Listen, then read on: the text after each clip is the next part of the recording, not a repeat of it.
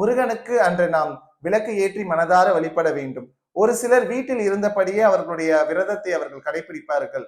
48 நாட்கள், 18 நாட்கள், ஒரு தினம் என்று இந்த விரதத்தை தொடர்ந்து கடைபிடிப்பார்கள். நம்மால் முடிந்த அளவுக்கு எவ்வாறு இருக்க முடியுமோ அப்படி இருக்கலாம்.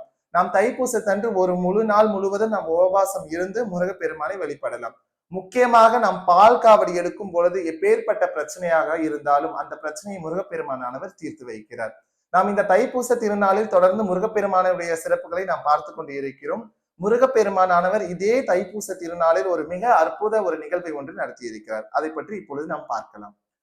ஒரு தம்பதியருக்கு நீண்ட நாட்களாக குழந்தை பாக்கியம் இல்லை.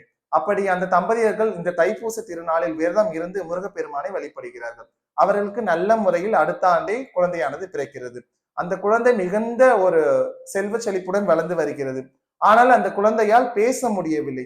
பெற்றோர்கள் மிகுந்த ஒரு வருத்தம் அடைகிறார்கள்.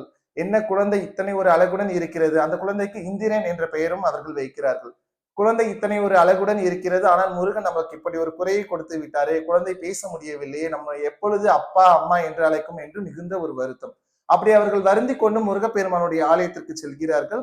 அப்பொழுது முருகப்பெருமானுடைய ஒரு அடியாரை அவர்கள் சந்திக்கிறார்கள். அவர் இவர்களுக்கு தைப்பூசத்தன்று நீங்கள் விரதம் இருங்கள், விரதம் இருந்து நான் ஒரு பதிகத்தை கூறுகிறேன், அந்த பதிகத்தை நீங்கள் படியுங்கள், நிச்சயமாக உங்களது குழந்தை பேசுவார் என்று சொல்கிறார்கள். அதே போன்று அவர்கள் அடுத்த தைப்பூச தினத்திற்காக அவர்கள் காத்து கொண்டு இருக்கிறார்கள். அந்த தினமும் வருகிறது. முருகப்பெருமானுக்கு பால் காவடி எடுக்கிறார்கள். எடுத்து அந்த பதிகத்தை முருகப்பெருமானுடைய சன்னதியில் படிக்கிறார்கள். 10வது பதிகத்தை பாடும் பொழுது மிகுந்த ஒரு ஆச்சரியம். முருகப்பெருமானுடைய அருளால் அந்த குழந்தை அம்மா அப்பா என்று அவர்களை அழைத்தது.